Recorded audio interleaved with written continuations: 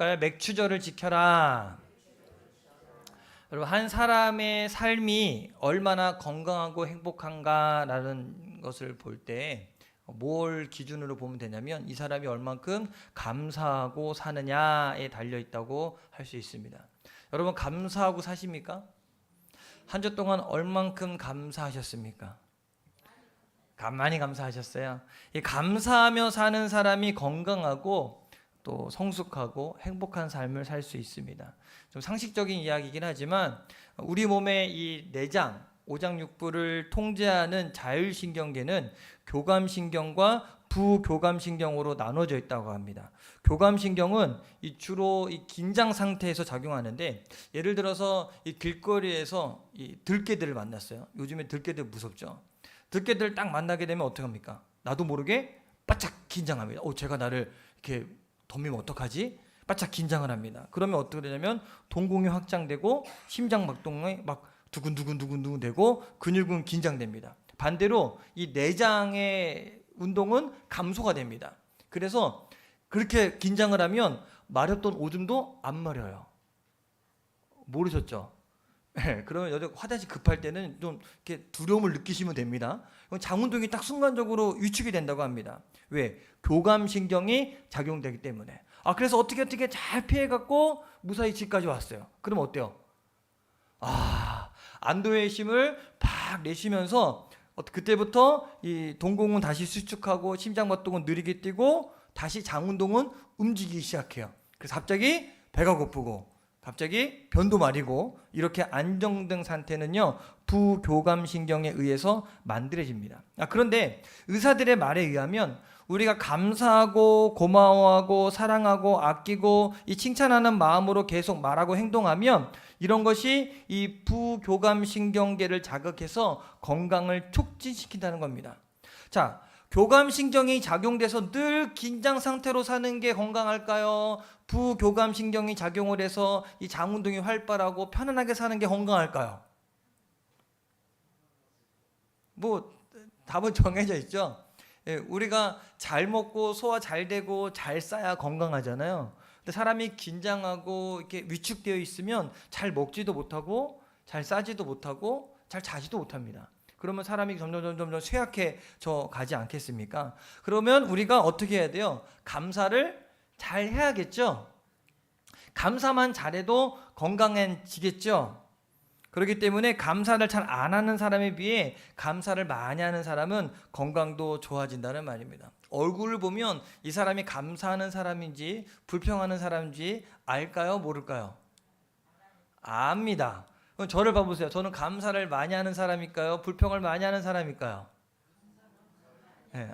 저 인상이 좋다는 말을 참 많이 들어서 어제도 저희 교회에서 이제 행사를 하면서 25명 정도가 함께 여기서 찬양하고 예배하고 또 여러 가지 행사를 하고 어제도 고기를 제가 많이 꽂아 줬는데 저를 보면서 다 그래요. 여기 있을 사람이 아니래. 왜 이렇게 감흥이 없으신가 봐. 시골 사람이 아니라고. 예, 그래서 인상이 좋다고 그러고 저 찬양도 은혜 받았다고 그러고 제가 1년 동안 들을 칭찬을 어제 하루 동안 다 들어서 배가 불러요. 네? 네. 아무튼 그래요. 근데 하나 아쉬운 건 뭐냐면 많은 사람들이 이 감사에 인색합니다. 그래서 경제적으로 좀 나아지고 또 여러 가지로 이 자신감이 좀 생기게 되니까 감사가 점점 줄어들게 됩니다. 과거에는 혹시 옛날부터 교회 다녔던 분은 아시겠지만 바닥에 그냥 앉았습니다. 방석 깔고 방석도 있으면 감사하고 그리고 그냥 거기서 에어컨이 어디 있습니까? 선풍기 있으면 감사하고 그런데도 거기서 무릎 꿇고 찬양하고 예배하고 기도하고 그렇게 예배를 드렸습니다. 근데 어때요? 그때도 감사했습니다.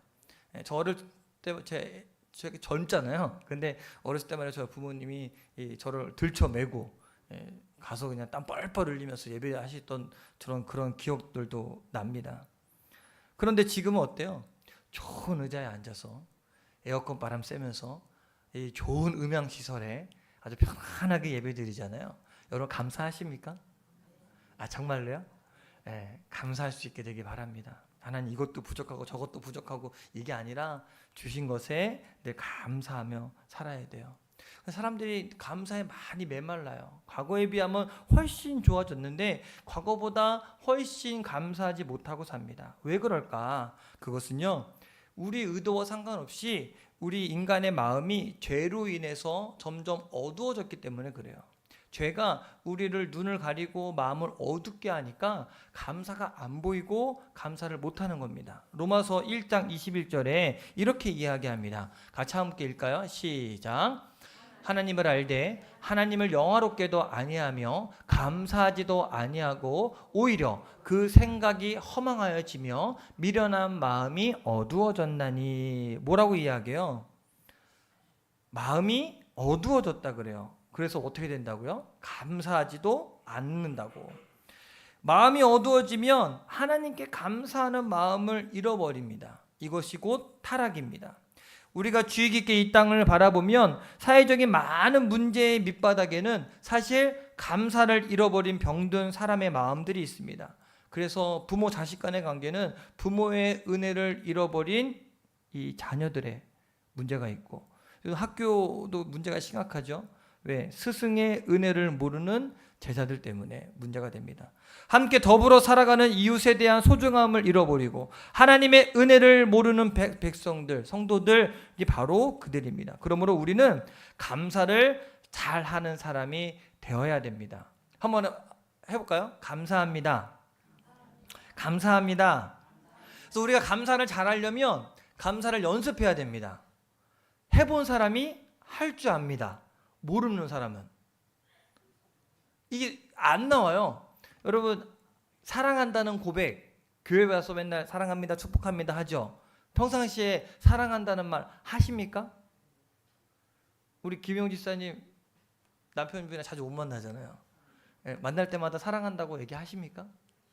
신랑이 하죠. 그러면 좀 같이 해주지.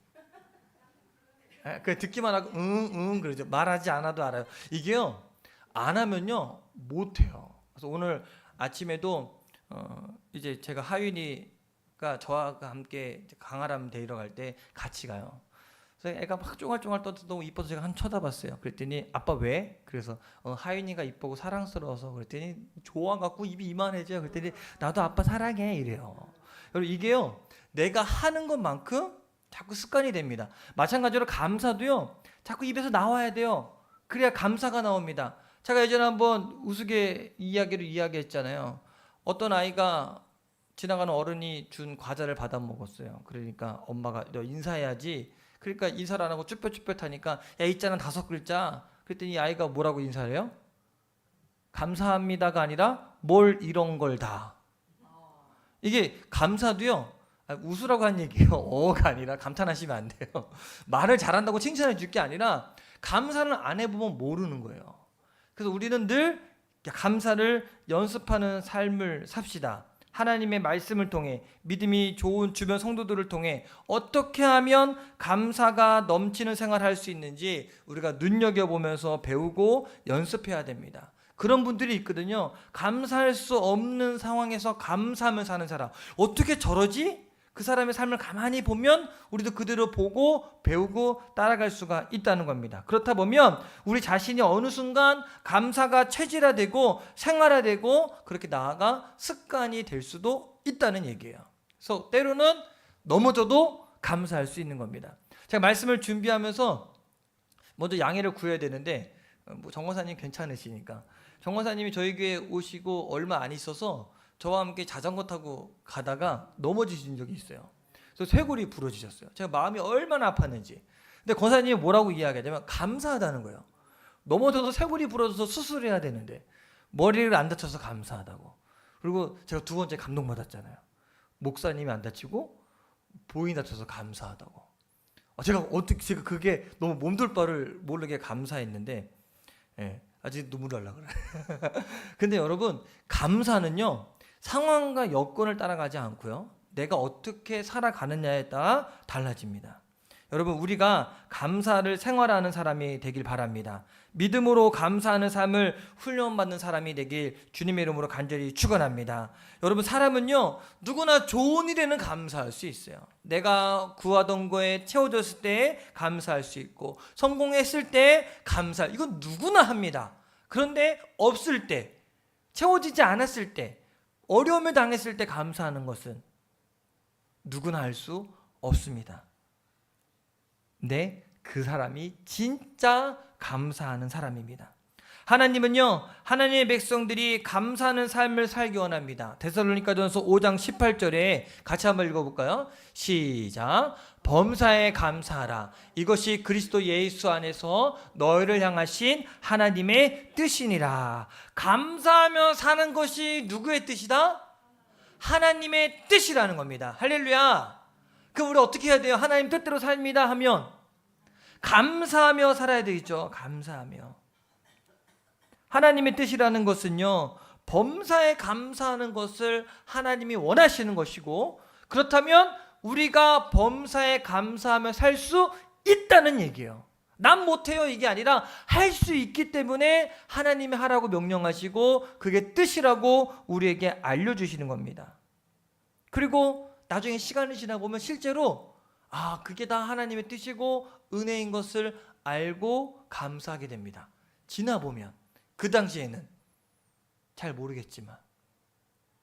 그렇기 때문에 하나님은요, 우리가 하나님을 신뢰하고 범사에 감사부터 하라고 가르쳐주고 있습니다. 그래서 하나님은 이스라엘 백성들이 감사의 삶을 살도록 하기 위해서 아예 절기를 정해서 정기적으로 감사하라고 가르칩니다. 성경에 나오는 절기는요, 하나님께서 이스라엘 백성들에게 감사를 가르치고 또 감사를 훈련시키는 것입니다.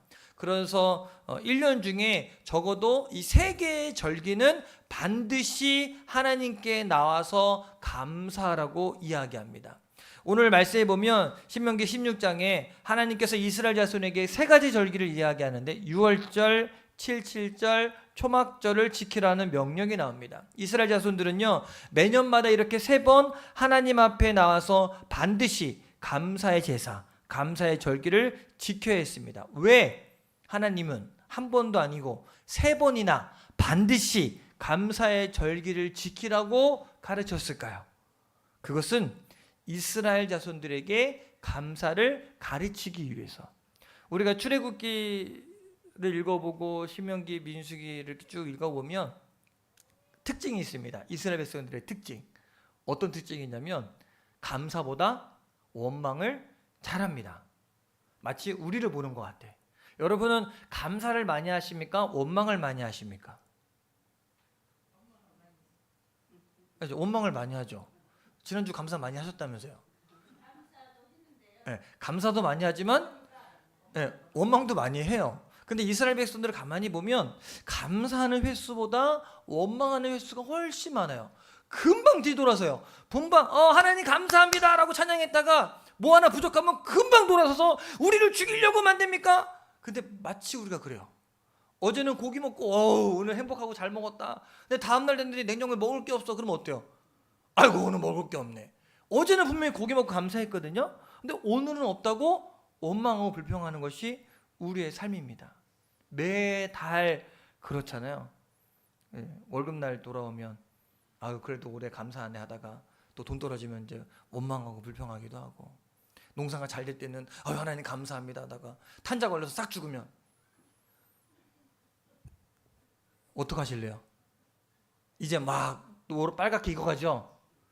병 안 걸리겠지만 목사님 말이라도 그런 말 하지 마세요 하겠지만, 근데 내가 열심히 농사했다 주렁주렁 어떻게 잘 되어서 하나님 감사합니다 했는데 다음날 탄자 걸려갖고 싹 죽었어. 그러면 하나님 나 쉬게 주셔서 감사합니다 할 수 있어요? 이게 어렵거든요. 그래서 이스라엘 백성들에게 가르치기 위해서 이 절기를 지키라고 이야기합니다. 그리고 매년마다 몇 개월마다 한 번 일부러라도 하나님께 감사한다면 자연스럽게 감사의 사람이 될 수 있기 때문에 하나님은 하나님의 백성들이 감사의 사람이 되기를 간절히 원했습니다. 원망과 불평으로 사는 것, 남을 비판하고 삶을 비관하며 사는 것, 하나님의 백성다운 모습이 아니라는 겁니다. 여러분, 우리에게 주신 삶 감사하며 삽시다.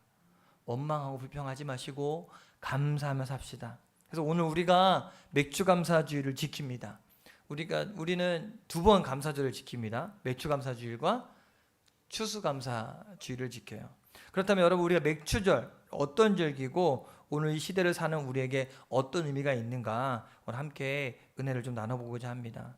우선 우리가 성경을 통해서 알 수 있는 것은요, 맥추절은 여러 가지 이름을 가지고 있다는 겁니다. 맥추절이라는 이름은요, 애굽에서 구원받은 이스라엘 백성들이 가나안에 들어가서 보리 농사를 짓고 그 소출을 거두어서 하나님께 감사드린 이 감사절기에서 유래했습니다. 그런데 이 맥추절을 오늘 말씀에서는 뭐라고 이야기하냐면 77절이라고 부르고 있습니다. 따라 한번 해볼까요? 77절.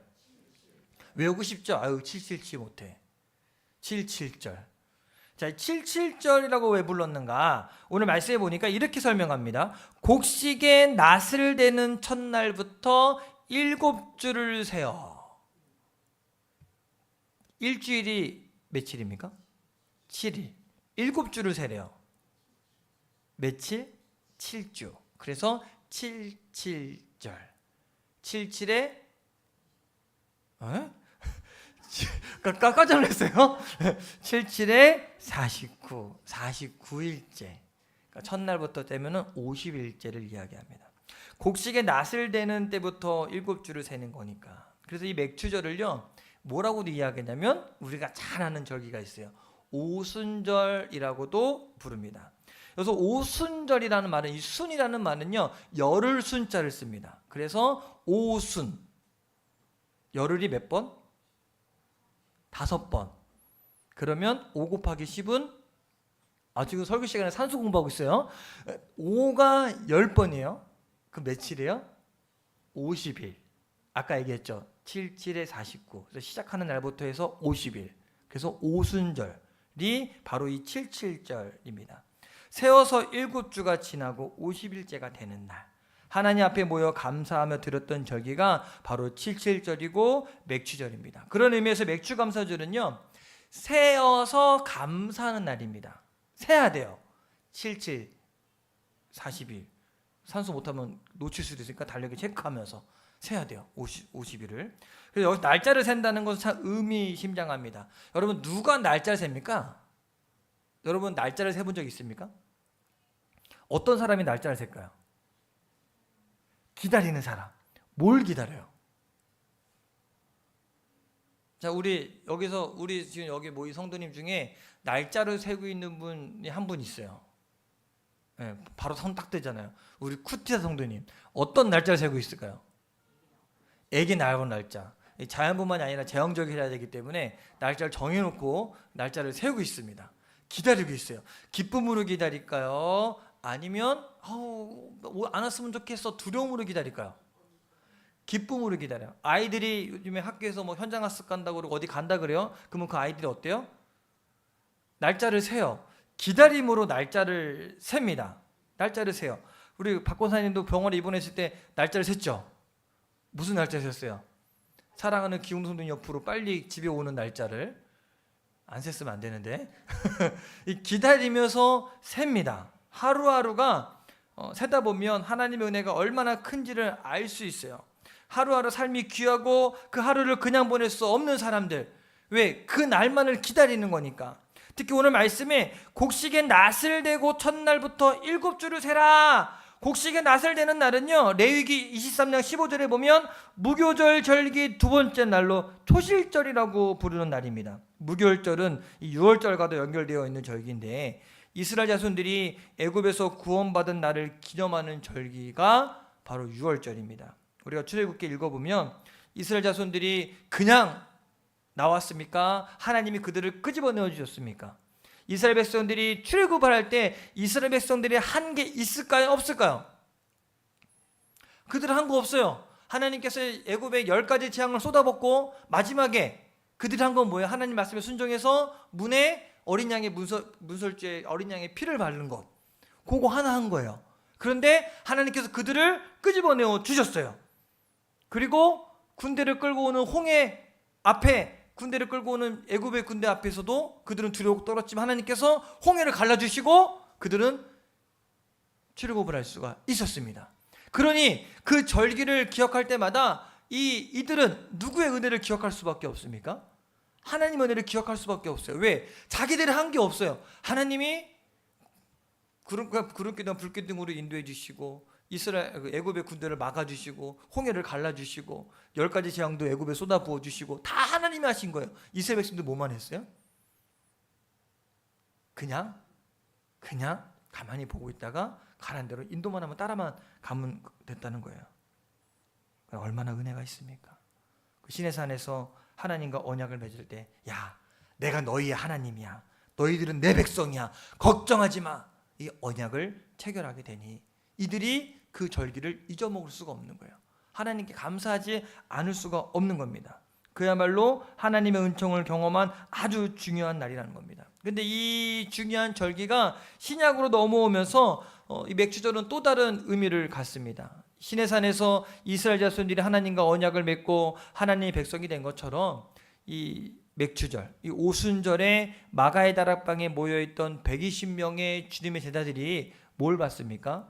성령을 받습니다. 그리고 교회가 시작되었습니다. 맥주절, 오순절은요, 교회의 탄생이, 교회가 시작된 역사적인 날입니다. 그렇기 때문에 이 맥주절, 오순절은 구약시대 이스라엘 자손에게도 중요한 절기지만 지금 신약 세대를 살아가고 있는 우리에게도 아주 중요한 절기이고 기억해야 될 절기라고 할 수 있습니다. 그렇다면 우리가 이 맥주감사절을 어떻게 지켜야 되는가? 우리 짧게 이야기하면 오늘 말씀 읽어보면 4가지의 말이 나옵니다. 그 첫 번째는 지키라 라는 말이에요. 10절 한번 같이 읽어볼까요? 이렇게 이야기합니다. 시작. 내 하나님 여호와 앞에 7절을 지키되 내 하나님 여호와께서 내게 복을 주신 대로 내 힘을 헤아려 자원하는 예물을 드리고. 여기 뭐라고 이야기해요? 지키라. 이 지키라는 말은요, 여기에만 있지 않고 13절에, 14절에, 15절에 계속 반복해서 나옵니다.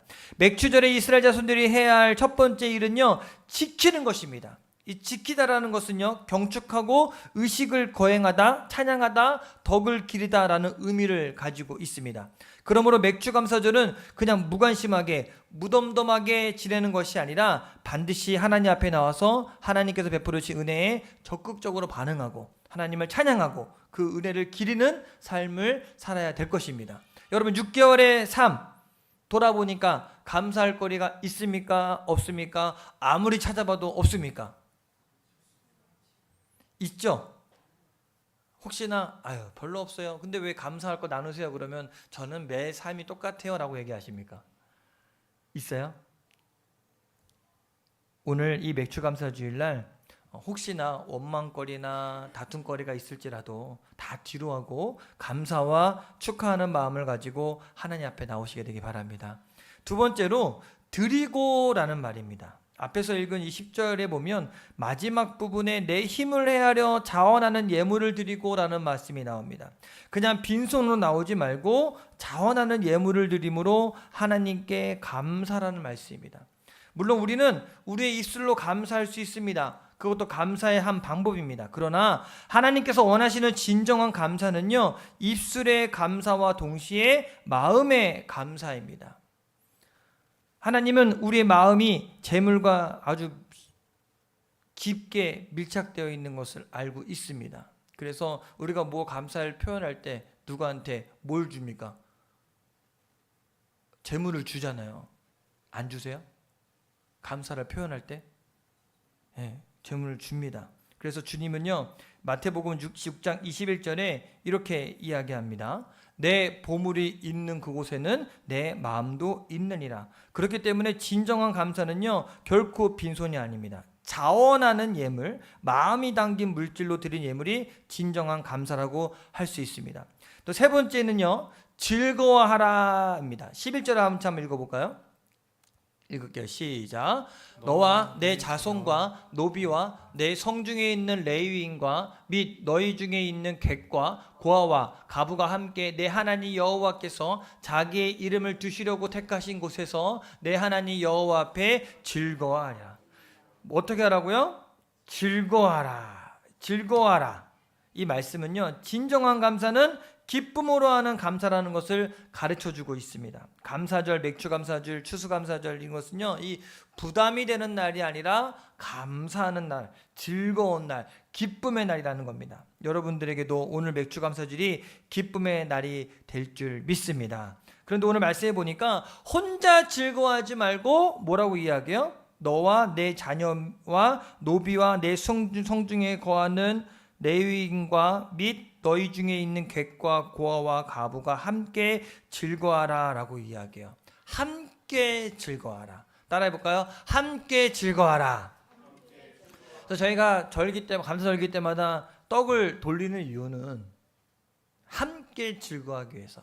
우리만 감사한 게 아니라 우리 감사하니까 너희도 함께 감사하시기 바랍니다. 그래서 함께 즐거워하기 위해서 떡을 나누고, 또 예전에 우리가 감사 절기헌금을 어려운 이웃에 도왔던 이유도 바로 여기에 있습니다. 자, 그렇다면 우리가 좀 더 즐겁게 하려면 더 즐겨야 될 게 있는데, 오늘 15절에 보니까 맥주절과 함께 감사절기인 초막절에 대해서 하나님 말씀하시면서 이렇게 가르쳐 줍니다. 같이 한번 읽어볼까요? 시작.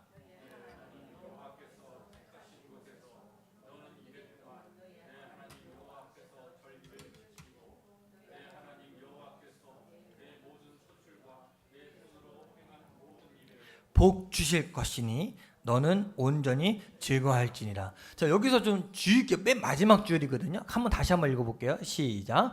복 주실 것이니 너는 온전히 즐거워할지니라. 자, 봐보세요. 복 주신 것이에요? 주실 것이에요? 줬어요? 안 줬어요? 아직 안 받았거든요. 근데 주실 것을 믿고 즐거워라는 거예요.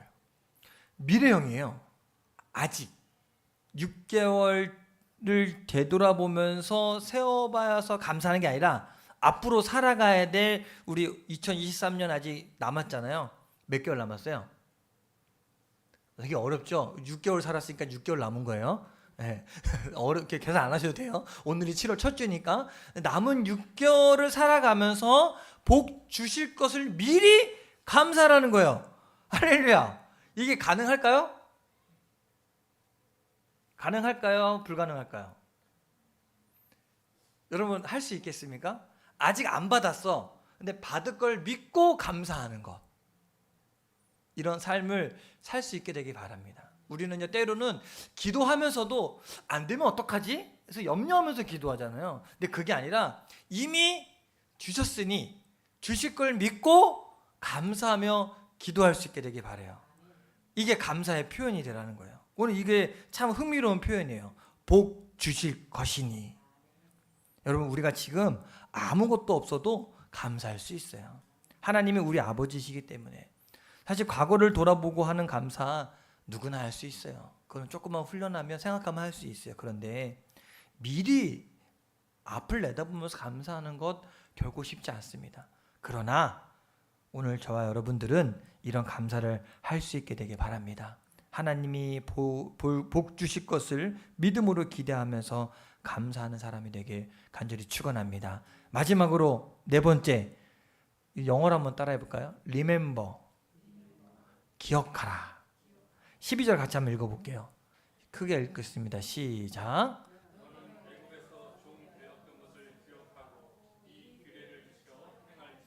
뭐라고 이야기해요? 기억해라. 기억해라. 맥주감사절에는요, 이스라엘 자손들이 애굽에서 종되었던 것을 기억하고 감사하는 겁니다. 애굽에서 이스라엘 백성들이 몇 년 동안 종살이 했습니까? 400년. 그런 이스라엘 자손들이 구원받았습니다. 어떻게 구원받았습니까? 자기들의 힘이 아니라 하나님의 능력과 하나님의 힘으로 구원받았습니다. 여러분, 이것은요, 우리가 구원받은 것과 일맥상통합니다. 여러분, 우리가 예수 믿음으로 말미암아 구원받으셨죠? 이것은 여러분이 한 것이 있습니까? 없습니까? 우린 믿기만 했어요. 누가 다 하셨어요? 예수님이 다 하셨어요. 예수님 십자가의 상에서 우리 죄를 다 담당하시고 이미 다 짊어지셨어요. 우린 믿기만 하면 됩니다. 내 공로나 내 의가 아니라 예수님을 믿음으로 말미암아 우리는 구원 얻었어요. 우리가 한 게 없어요. 그러니 우리는 감사할 수밖에 없습니다. 왜?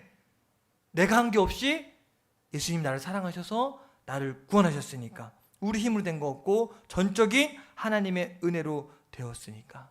그러니 우리가 무슨 일을 당해도 감사할 수 있는 이유 바로 여기에 있어요. 하나님 나를 자녀 삼아 주셨으니까. 우리는 감사할 게 많습니까? 적습니까? 많습니까? 많습니다.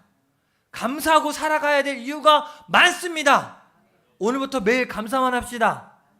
매일 감사만 합시다.